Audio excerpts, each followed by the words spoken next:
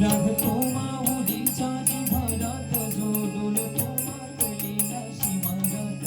चोखला केलेच्या तरी बोलतो दाटून तोच आभाळी होतंबतो हातवे बीजलो कानवाचा उडी होई काठी कधी आंधळ्याच्या घरी नेऊन लाटले तो विवाच्या घरी तोल साऱ्या जगाचा तो सावली राहतो झोपणी लाजली